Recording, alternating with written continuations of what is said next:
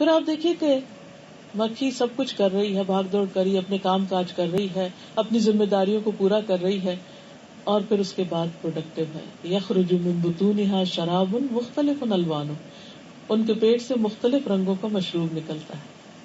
تو آپ دیکھیے کہ ایک عورت کو بھی اللہ سبحانہ وتعالیٰ نے جو ماں بننے کی صلاحیت دی ہے، رنگ رنگ کے بچے پیدا ہوتے ہیں اور مختلف عادتوں اور مختلف صلاحیتوں کے. لیکن اگر کوئی عورت یہ کہے کہ ہاں میں بیوی بننے کو تیار ہوں گا، بچہ نہیں پیدا کروں گی، تو یہ ایک زیادتی والی بات ہوگی. اس کا رول مکمل ہی نہیں ہوتا، اس کی نسوانیت کی تکمیل ہی نہیں ہوتی. اللہ نے جس مقصد کے لیے اس کا جسم بنایا، اس کے اندر ایک ووم رکھا ہے، اس کو خاص ساخت دی ہے اس کے جسم کو کہ بچوں کو دودھ پلا سکے. تو یہ ساری چیزیں جو ہیں یہ ایسے بیکار میں نہیں دی گئی، وہ صرف ایک بیوٹی آبجیکٹ بننے کے لیے نہیں دی گئی، یہ چیزیں عورت کو ایک ماں بننے کے لیے دی گئی. تو اس لیے وہ جب ماں بنتی ہے تو اللہ سبحانہ وتعالیٰ کا جو کریشن پلان ہے اس میں وہ ایک رول پلے کر رہی ہوتی، اور یہ چیز اس کے لیے بہترین اجر کا باعث ہوتی. ایک بچے کی پریگنینسی سے لے کر ولادت اور دودھ پلانے اور اس کی تعلیم و تربیت اور بڑے ہو کر اس کو اچھا انسان بنانے میں جتنا بھی اس کی تکلیف اور ایفرٹ شامل ہوتی، اسی وجہ سے اس کو پھر باپ کے مقابلے میں 3 گنا زیادہ مقام دیا گیا، اس کو رسپیکٹ دی گئی، اس کا خیال رکھنے کا حکم دیا گیا. اور قرآن مجید میں بھی خاص طور پر ماؤں کا ذکر کیا گیا کہ حملتہ امہ وہنا علی وہن، کہ اس کی ماں تکلیف پہ تکلیف اٹھا کے پیٹ میں اٹھاتی ہے اور پھر جنم دیتی ہے، اور اس کو دودھ پلانے میں اتنا وقت لگ جاتا ہے. تو یہ سارا کچھ جو ماں کرتی ہے اس پر اس کے لیے بہترین اجر ہے. تو کبھی اس کو بوجھ نہ سمجھے، یعنی پریگنینسی کو بوجھ نہ سمجھے، انوانٹیڈ نہ کہیں، کیونکہ اس بچے کا کیا قصور جو یہ سنتا رہتا ہے بڑے ہو کر کے میں انوانٹیڈ تھا، وہ اندر ہی اندر ایک احساس کمتری کا شکار ہو جاتا ہے. تو اس پر اللہ سبحانہ وتعالیٰ کا شکر ادا کرے، اور ایک ایک دن میں اگر کوئی بھی تکلیف ہوتی ہے تو اس کو خوشی سے جی لے، اس پہ سوچے کہ مومن کو تو کانٹا بھی چبھتا ہے تو اس کے لیے اجر ہے.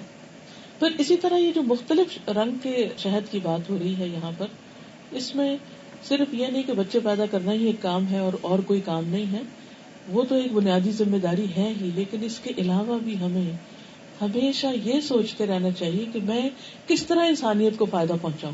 اللہ نے مجھے کیا صلاحیت دی ہے کہ میں کسی کے کام آ سکوں، تو اس پر بھی توجہ کرنا بہت ضروری ہے.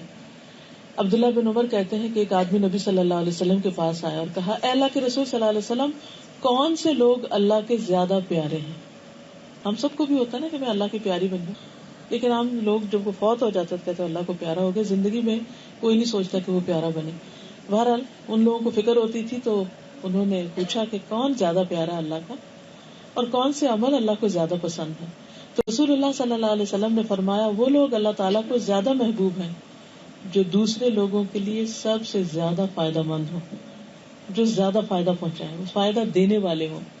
اور اللہ سبحانہ وتعالیٰ کو سب سے زیادہ پسندیدہ اعمال یہ ہیں کہ مسلمان اپنے بھائی کو خوش کر دے، یعنی آپ کسی کو بھی خوش کر دیں، اور بعض اوقات ایک اسمائل سے بھی خوش کر سکتے ہیں اگر کچھ نہیں آپ کے پاس دینے تو چھوٹی سے چھوٹی چیز اور بڑے سے بڑی چیز، کوئی جسمانی خدمت کسی کی کر سکتے ہیں.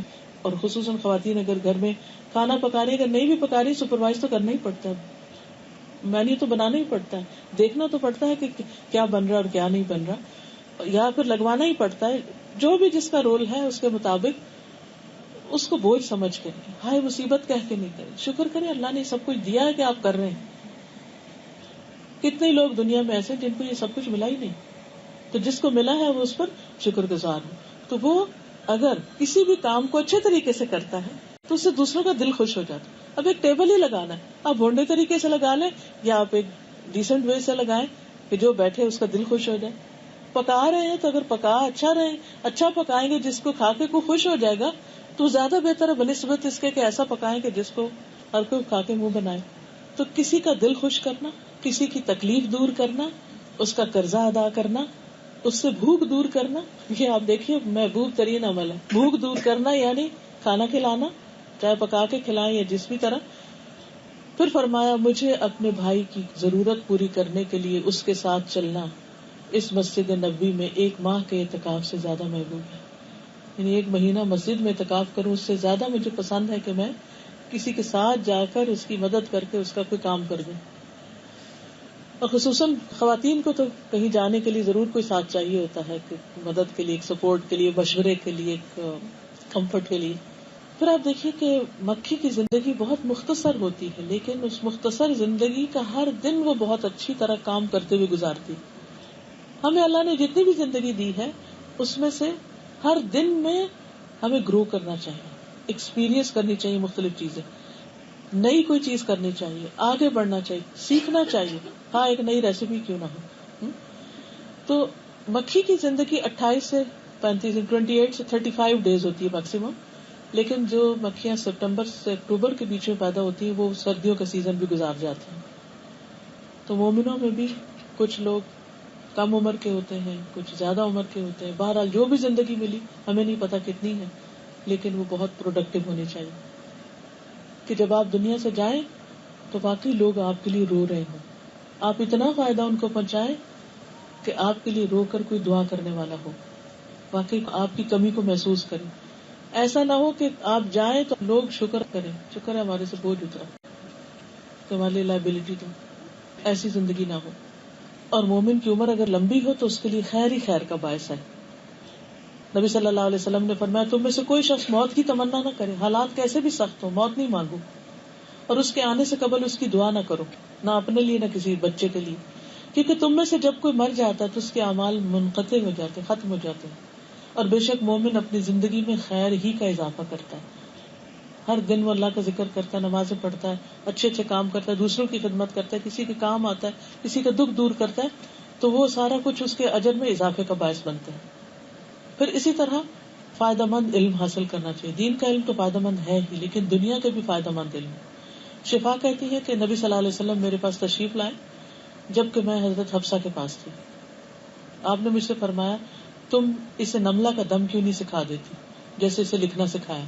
یعنی حضرت حفصہ نے شادی کے بعد لکھنا سیکھا، اور پھر حضرت شفا کو ایک دم آتا تھا تو انہوں نے کہا کہ یہ بھی ان کو سکھاؤ. یعنی ایک طرف روحانی علاج اور ایک طرف جسمانی علاج، ایسی چیزیں، ایسے علم کے جس سے لوگوں کی زندگی آسان ہو. پھر اسی طرح مال سے دوسروں کو فائدہ پہنچانا. رسول اللہ صلی اللہ علیہ وسلم نے فرمایا یہ مال بہت ہرا بھرا اور شیریں ہے، اور مسلمان کا وہ مال کتنا عمدہ ہے جسے اس نے حق کے ساتھ لیا ہو، پھر اسے اللہ کے راستے میں یتیموں کے لیے، مسکینوں کے لیے، مسافروں کے لیے وقف کر دے. لیکن جو شخص اس کو حق کے ساتھ نہیں لیتا تو وہ ایسا کھانے والا ہے جو کبھی آسودہ نہیں ہوتا، اور وہ مال قیامت کے دن اس کے خلاف گواہ بن کے آئے گا. پھر اسی طرح بے مقصدیت سے بچنا چاہیے کہ فضول باتوں میں، لغو چیزوں میں، بیکار کے کاموں میں، بیکار مشغلوں میں اپنا وقت ضائع نہیں کرنا چاہیے، کیونکہ یہ انسان کے لیے باعث وبال ہو سکتے ہیں. ہم سمجھتے صرف گناہ کی بات ہے، کوئی حرام کام ہی انسان کے لیے پکڑ کا باعث ہو سکتا ہے. بعض اوقات فضول گفتگو بھی انسان کے لیے پکڑ کا ذریعہ ہوتی ہے.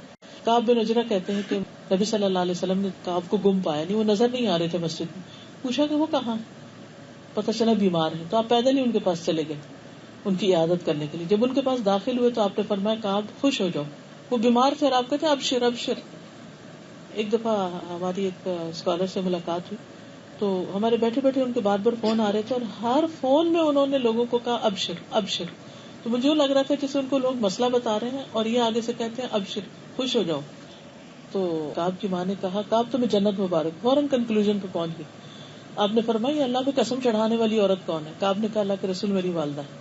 آپ نے فرمایا اے ام کعب، اے کعب کی ماں، تمہیں کیا پتا شاید کعب نے کبھی بے مقصد باتیں کی، کعب نے کبھی کوئی بے مقصد بات کی یا ایسی چیز سے روکا ہو جو اسے غنی نہ کرتی ہو، یعنی کوئی بخل سے کام لیا ہو، تو اس وجہ سے جنت میں جانے میں رکاوٹ ہو سکتی ہے، لیٹ ہو سکتا ہے، روکا جا سکتا ہے. کیونکہ فضول چیزیں جو ہیں وہ بھی انسان کو نقصان دیتی. اب آپ دیکھیے کہ جیسے کوئی بھی چیز ہے، مثلا مال ہے آپ کے پاس، اگر آپ اس کو فضول میں ضائع کر رہے ہیں، پھینک رہے ہیں ادھر ادھر، تو اس کا کیا ہوگا؟ وہ خسارے کی بات ہے. اسی طرح انسان کو اللہ نے زبان دی ہے، وقت دیا ہے، تو اگر لغو چیزوں میں گزارے گا تو وہ مائنس ہوتا جائے گا. اس سے وہ پروڈکٹیو چیز پہ کر سکتا تھا، اس کے جنت میں درجے بڑھانے والی ہوتی، لیکن اس نے اس کو نہیں کیا تو گویا اس نے اپنے آئندہ کے گھر میں کمی کر دی. تو یہ ابشر کیوں بیماری پر؟ کیونکہ بیماری مومنوں کے گناہوں کو دھو ڈالتی ہے. تکلیف تو ہوتی ہے لیکن بیماری کی وجہ سے اس کے درجات بلند ہوتے ہیں. پھر اسی طرح یہ ہے کہ شہد کی مکھی جو ہے وہ اپنے کام کے علاوہ دوسروں کی بھی مدد کرتی ہے، جیسے اس کے ذریعے پولینیشن بھی ہوتی ہے، یعنی جب وہ مختلف پھولوں پہ بیٹھتی ہے تو وہاں سے پولن گرینز اس کے جسم کے ساتھ لگ جاتے ہیں، پھر جا کے وہ دوسرے پودے پہ بیٹھتی ہے، وہاں وہ پولن کے ذریعے دوسرے پودے برآور ہوتے ہیں، اور اس طرح زراعت میں ایک بہت مفید کام انجام دے رہی ہوتی ہے. یعنی صرف اپنا ہی کام نہیں کرتی کہ شہد بناتی، بلکہ اور کام بھی ساتھ ہی ساتھ کر لیتی. تو اسی طرح جو پروڈکٹیو مومن ہوتا ہے وہ صرف اپنے کام نہیں کرتا یا صرف ایک ہی کام کو نہیں لگ جاتا، اس کام کے کرتے ہوئے اگر کچھ اور چیزیں سامنے آتی ہیں تو ان میں بھی اپنا حصہ ڈال دیتا ہے. پھر نبی صلی اللہ علیہ وسلم نے فرمایا کہ لوگوں کے راستے سے کانٹا، ہڈی، پتھر ہٹا دو. یعنی مثلا آپ جا رہے ہیں اپنے کسی کام اور راستے میں دیکھتے کوئی چیز اٹکاو ڈال رہی ہے، تکلیف دے رہی ہے، تو اس کو ہٹا دو. نابینا کو راستہ دکھا دو، گونگے بہرے کو بات سمجھا دو، یہاں تک کہ وہ سمجھ جائے. یعنی فرسٹریٹ ہو کے یہ نہیں کہ میں نہیں سمجھا سکتی، نہیں، کوشش پوری کرو. کسی ضرورت مند کو اس جگہ کی رہنمائی کرو جہاں سے اس کی ضرورت پوری ہونے کا تمہیں علم ہو. یعنی ایک شخص بیمار ہے اور آپ کو پتا ہے کہ اس کے لیے فلاں ڈاکٹر بہت سوٹیبل ہے، تو فوراً اس کو بتاؤ کہ اگر تم وہاں جاؤ تو تمہیں بہت آرام ہوگا. یا اگر کسی بچے کے لیے اسکول کی ضرورت ہے، یونیورسٹی کی ضرورت ہے، یا کوئی اور ایسا مشورہ اچھا کہ جس سے دوسرے کی زندگی آسان ہو جائے، تو ان میں انسان کو بخل نہیں کرنا چاہیے کہ اچھا اگر میں اس کو بتا دوں تو پھر تو یہ مجھ سے آگے نکل جائے گا یا میرا کوئی نقصان کر دے گا. نہیں، انسان کا رزق انسان کے لیے خیر و بھلائی اور اس کا نقصان لکھا ہوا ہے، اس لیے اس چیز کی فکر نہیں کرنی چاہیے. اور اس کے برعکس ہمیں کیا سکھایا، جو دوسرے کا بھلا کرے گا اللہ سبحانہ وتعالیٰ اس کا بھلا کرے گا. پھر فرمایا اپنی پنڈلیوں سے دوڑ کر کسی مظلوم اور فریاد رس کی مدد کرو. یعنی اگر اللہ نے تمہیں مضبوط جسم دیا، بھاگ سکتے ہو تو بھاگ کے کسی کی ہیلپ کر دو. اپنے ہاتھوں کی طاقت سے کسی کمزور کو بلند کر دو، یعنی نیچے سے اٹھا کے کھڑا کر دو، اس کو سپورٹ دے کے چلا دو. یہ سب تمہاری طرف سے اپنی ذات پر صدقہ کے دروازے ہیں. یعنی مومن جو ہے وہ ہر وقت کوئی نہ کوئی اچھا کام ایسا سوچتا رہتا ہے کہ جس سے وہ دوسروں کو فائدہ پہنچائے. آپ نے فرمایا کسی نیکی کو حقیر نہ سمجھو، اگرچہ کسی کو ایک رسی ہی دو. بعضوں کو اسی کا بڑا محتاج ہوتا ہے. کسی کو جوتی کا تسمہ ہی دے دو. اپنے ڈول میں سے کسی پانی مانگنے والے کے برتن میں کھینچ کے پانی ڈال دو، یعنی کسی کا گلاس بھر دو. راستے میں کوئی ایسی چیز دور کر دو جس سے دو لوگوں کو تکلیف ہو رہی ہو. اپنے بھائی سے خندہ پیشانی سے ملو، کھلے دل سے. اپنے بھائی سے ملاقات کر کے اسے سلام کرو. یا زمین میں اجنبی سمجھے جانے والوں سے ان سے محبت ظاہر کرو. یعنی جو پردیسی ہیں، مسافر ہیں، یا ایسے لوگ کہ جن کی کوئی جان پہچان نہیں، کوئی نئے نیبرز آئے ہیں، کوئی نئے کسی اور جگہ سے آئے اور وہ گھبرائے ہوئے اس جگہ پر، تو ان کو کمفرٹ کرو.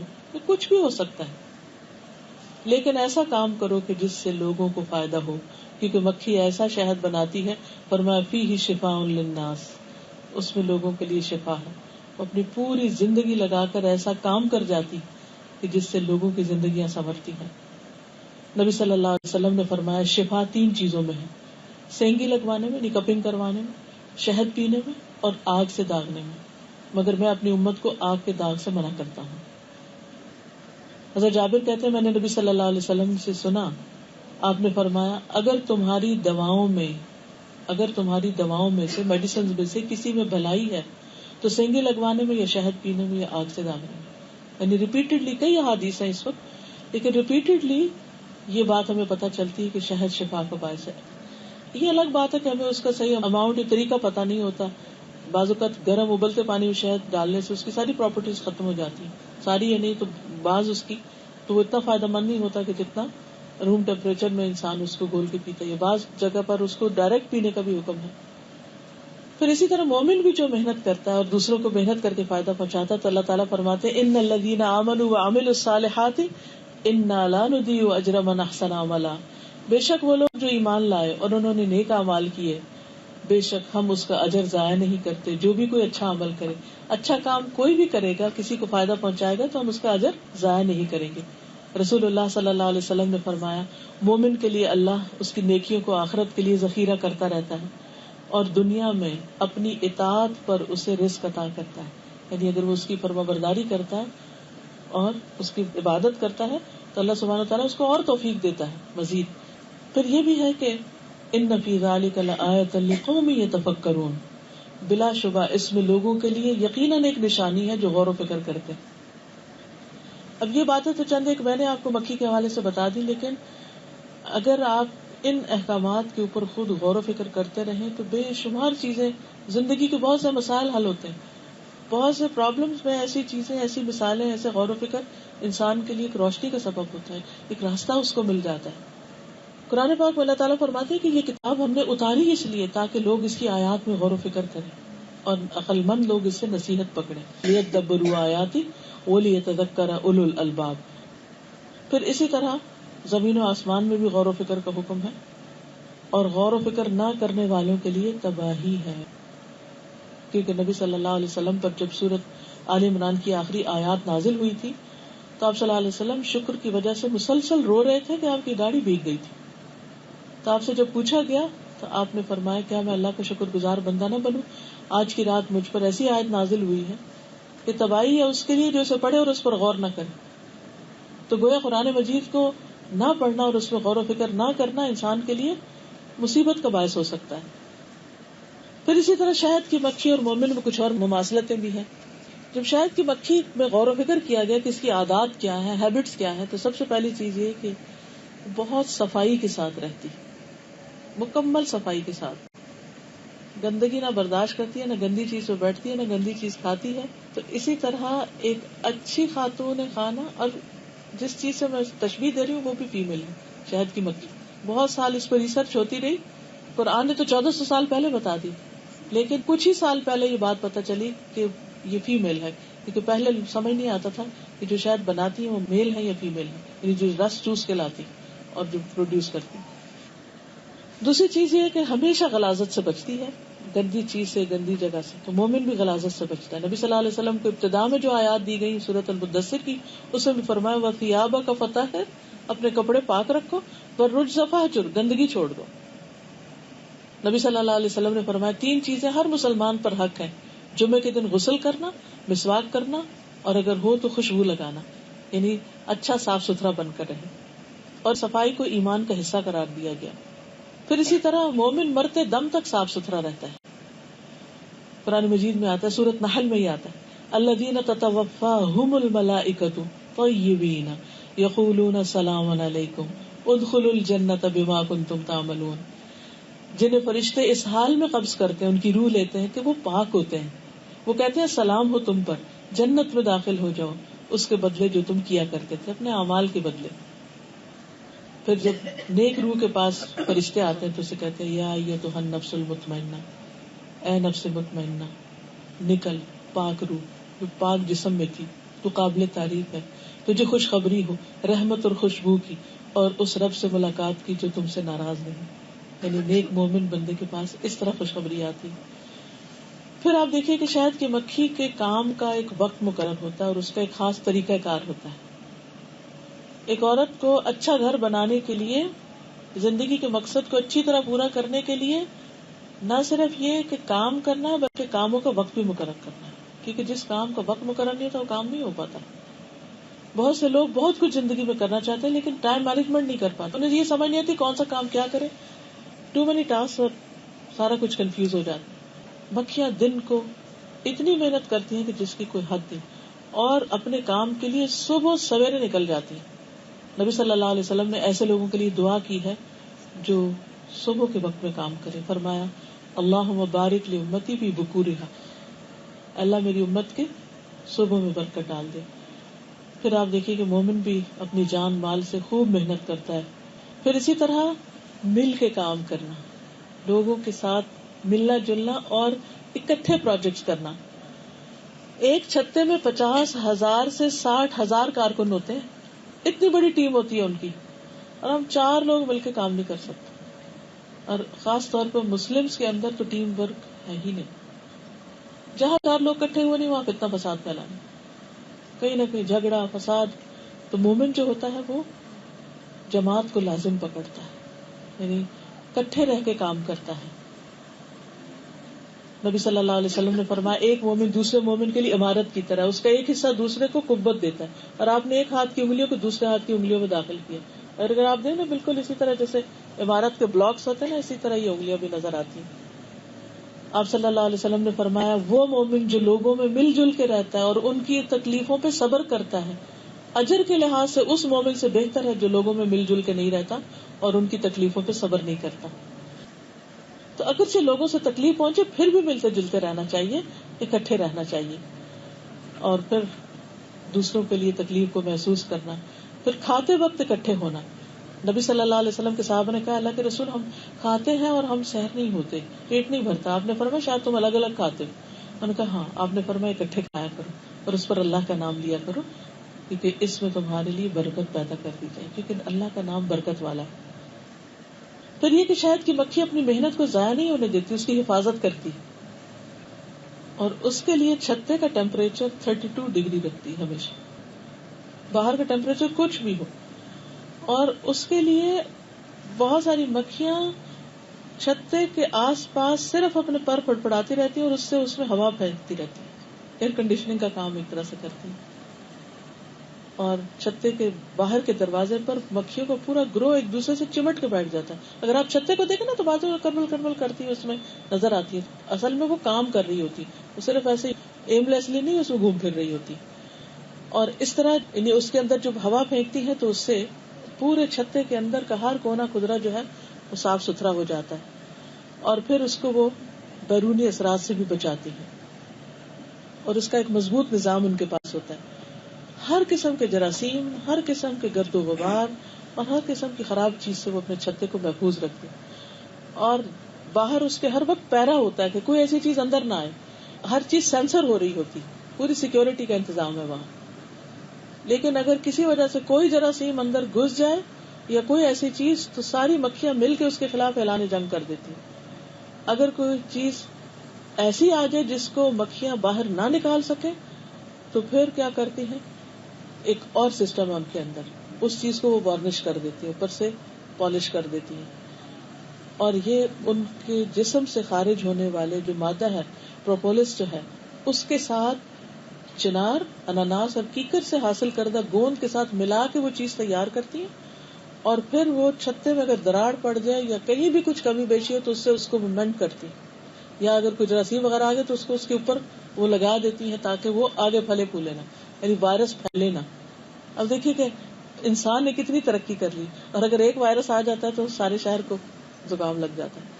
پھر آپ دیکھیے کہ شہد کا جو چھتا یہ گھر بناتی ہے، اس کی دیواریں اتنی پتلی ہوتی ہیں لیکن اتنی مضبوط ہوتی ہیں کہ اس میں ان کے وزن سے کئی گنا زیادہ شہد اس میں ڈال دیتی ہیں، اور پھر اس کو پھر اوپر سے سیل کرتی ہیں، پیکنگ کرتی ہیں باقاعدہ. پھر اسی طرح یہ ہے کہ ان کا جو چھتا ہوتا ہے وہ 6 کونوں والا ہوتا ہے. اور پھر اسی طرح اہل ایمان کو بھی حکم دیا گیا کہ اپنے اعمال کی حفاظت کرے، سارے دن محنت کر کے جو نیکی کمائیں وہ شام کو بیٹھ کے ضائع نہ کر دیں، غیبت کر کے یا احسان جتا کے. گھر کے بھی ہم کام کاج کرتے تو اس پہ ہر وقت یہ نہیں کہنا چاہیے میں نے یہ کیا میں نے وہ کیا، بلکہ انسان کو یہ یقین رکھنا چاہیے کہ ٹھیک ہے اگر شوہر کو نہیں نظر آتا کہ کیا کیا ہے، یا بچے اپریشیٹ نہیں کرتے، بعض اوقات ان کو سمجھ ہی نہیں آتی کہ کیا کیا، کیونکہ وہ دیکھ ہی نہیں رہے ہوتے، یا دیکھتے بھی تو دیکھتے نہیں. تو ایسی صورت میں انسان کو یہ یقین ہونا چاہیے کہ اللہ کسی محسن کا اجر ضائع نہیں کرتا. انسانوں نے میری تھکاوٹ کی قدر نہیں کی لیکن اللہ تعالیٰ قدر کرنے والا موجود ہے.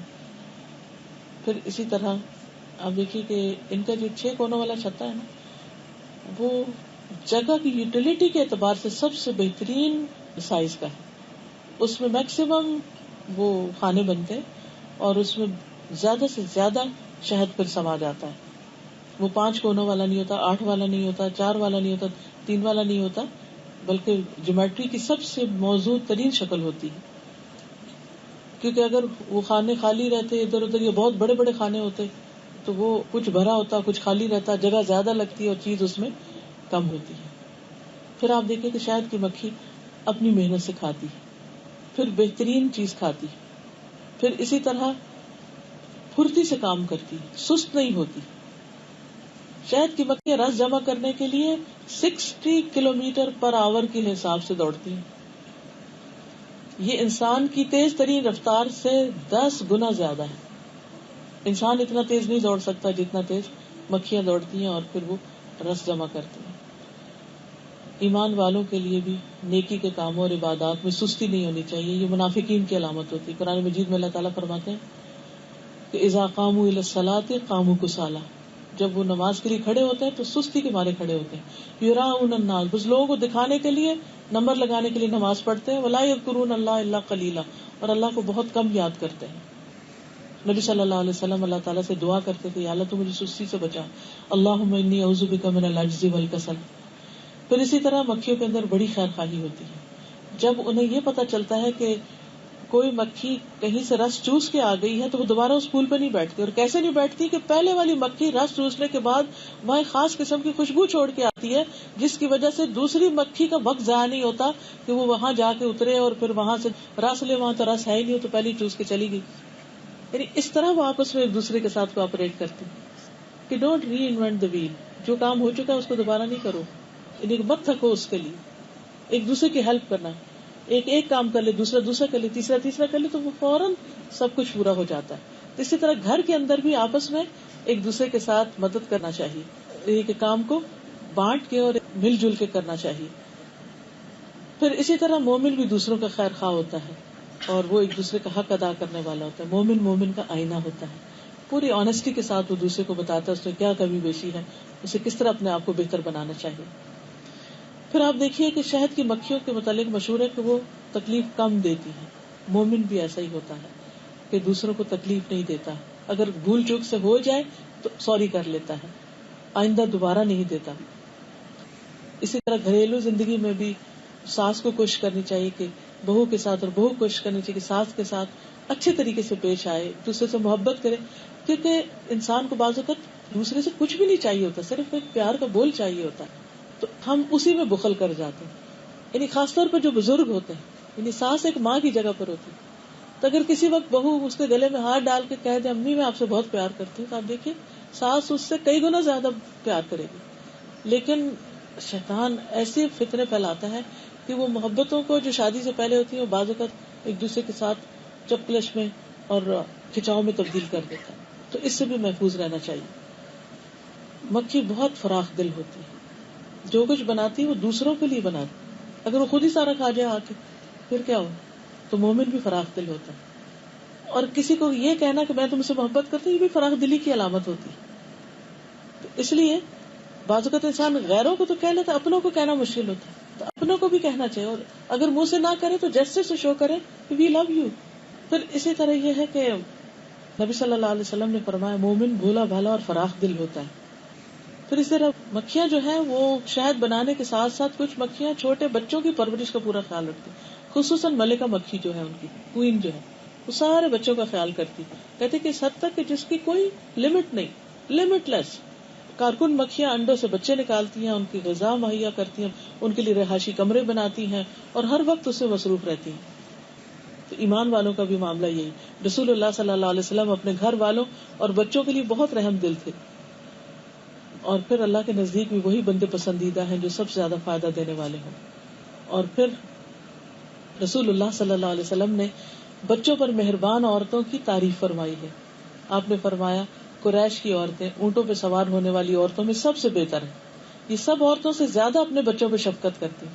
یعنی وہ ماں سب سے اچھی ہے جو اپنے بچوں کے لیے سب سے زیادہ پیار کرنے والی اور اپنے شوہر کے مال کا زیادہ خیال رکھنے والی، یعنی اس کی بھی حفاظت کرتی. پھر اسی طرح ملکہ مکھی جو ہے وہ کسی پر ظلم نہیں کرتی. یعنی وہ انڈے دیتی ہے اور سب کا خیال رکھتی ہے، لیکن کسی پر زیادتی نہیں کرتی. اور یہی کسی بھی ماں کا بھی یا شوہر کا گھر میں یہی رول ہونا چاہیے کہ دوسروں کے لیے فائدے کا ہو. یہ نہیں اللہ نے اس کو کوئی اتھارٹی دی ہے تو وہ دوسروں پہ ظلم ڈالنے والا ہو. پھر اسی طرح ملکہ مکھی کا ڈنگ نہیں ہوتا، وہ کسی کو ڈنگ نہیں مارتی، کسی کو نہیں ڈستی. مومن بھی کسی پر ظلم نہیں کرتا. وہ سارے جو ارکان ہوتے ہیں ان کے درمیان بہت عدل و انصاف کرتی. مومن کو بھی یہی حکم دیا گیا کہ اپنے گھر والوں کے ساتھ اپنے بچوں میں عدل و انصاف سے کام لیں. پھر یہ مکھیاں دشمن کا مقابلہ بھی کرتی. ملکہ مکھی اپنے گھر کی حفاظت کرتی. ایمان والے بھی ایسے ہی ہوتے ہیں. پھر اسی طرح قرآن مجید میں ایک عورت کی صفت کیا بتائی گئی؟ فالصالحات قانتات حافظات للغیب بما حفظ اللہ. نیک عورتیں فرمانبردار ہوتی ہیں، اللہ کی بھی شوہر کی بھی اور اپنے گھروں کی غائبانہ طور پر حفاظت کرنے والی ہوتی ہے، اپنی ذات کی حفاظت کرنے والی ہوتی ہے۔ نبی صلی اللہ علیہ وسلم نے خاوند کی اجازت کے بغیر بیوی سے ان کے گھروں میں گفتگو سے منع کیا ہے کہ اگر شوہر گھر نہیں تو کوئی اور مرد آ کے عورت سے مت باتیں کرے، کہ تاکہ شوہر کا دل اس کی طرف سے میلا نہ ہو، پھر شوہر بیوی پہ شک نہ کرے۔ پھر اسی طرح ہے کہ عورت بھی اپنے شوہر کو خوش کرنے والی ہو۔ پھر اسی طرح مکھیوں میں یہ ہے کہ جو بیکار اور ناکارہ مکھیاں ان کو وہ ختم کر دیتے ہیں کہ وہ دوسروں کے لیے بری مثال نہ بنے۔ پھر اسی طرح مکھی کے کام میں کچھ چیزیں رکاوٹ بنتی ہیں، اس میں سب سے پہلی چیز اندھیرا ہوتا ہے اور رات کو کام نہیں کر سکتی۔ پھر بادل، جب بادل ہوتے ہیں تب بھی وہ صحیح طرح رنگوں کو نہیں پہچان پاتے، جب تیز ہوائیں چلتی ہیں تو وہ مکھیوں کو بھی اڑا کے لے جاتی ہیں۔ دھواں، اس سے آپ نے دیکھا کہ مکھیوں کو اڑانے کے لیے لوگ دھواں لگا دیتے ہیں۔ پانی، آگ، یہ چیزیں ان کے راستے میں رکاوٹ بنتی ہیں۔ تو مومن کے لیے غفلت کا اندھیرا، شکوک و شبہات کے بادل، فتنوں کی اندھیری ہوائیں، حرام کا دھواں، ریاکاری اور شہرت کا پانی اور خواہش کی آگ، یہ سب چیزیں نقصان دینے والی ہیں۔ پھر یہ ہے کہ مکھی کی اگر غذا کم ہو جائے، یعنی جیسے ان کے جو کھانا ہوتا ہے اپنا، تو وہ اس میں پانی ڈال دیتی ہے۔ مومن عورت کو بھی نبی صلی اللہ علیہ وسلم نے حکم دیا کہ اپنی ہمسائے کا خیال رکھنے کے لیے اپنے گھر کے چوربے میں تھوڑا پانی زیادہ ڈال دو تاکہ دوسرے کو بھی خیال کر سکو۔ پھر اسی طرح یہ ہے کہ مکھی جو ہے فیمنن ہے، مومن عورتیں بھی بہت کچھ کر سکتی ہیں۔ کبھی یہ نہ کہیں میں تو ایک عورت ہوں اور کچھ کرنے کے قابل نہیں ہوں۔ قرآن پاک میں بہت سی عورتوں کی تعریف بھی بیان کی گئی ہے۔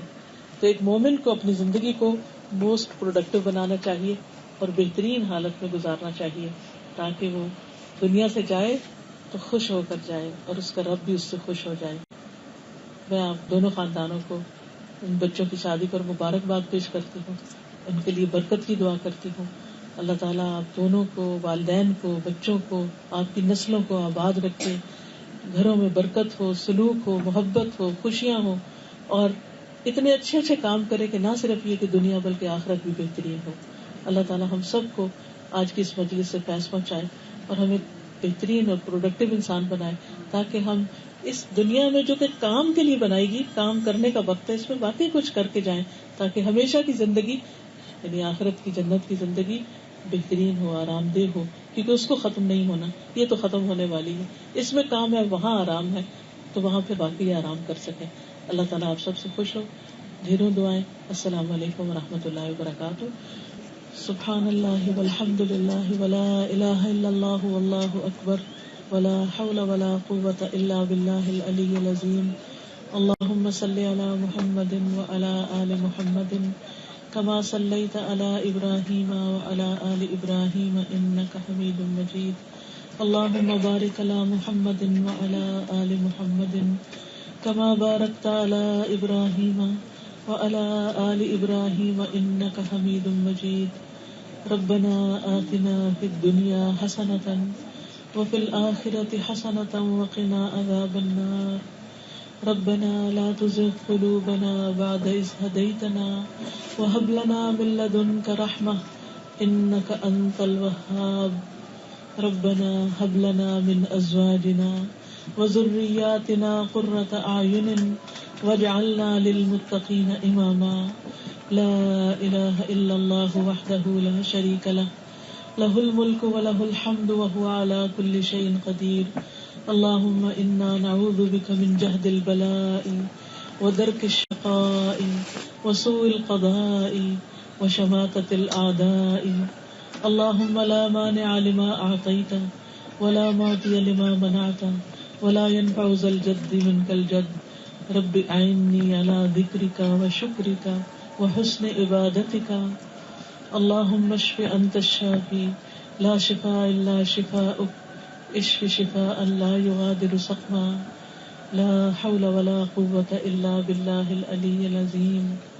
اللهم رب أعني على ذكرك وشكرك وحسن عبادتك۔ اللہ تعالیٰ ہم سب پر رحمت نازل فرما اور ہم سب کا روزہ قبول فرما اور ہمارے گناہوں کی معافی فرما دے۔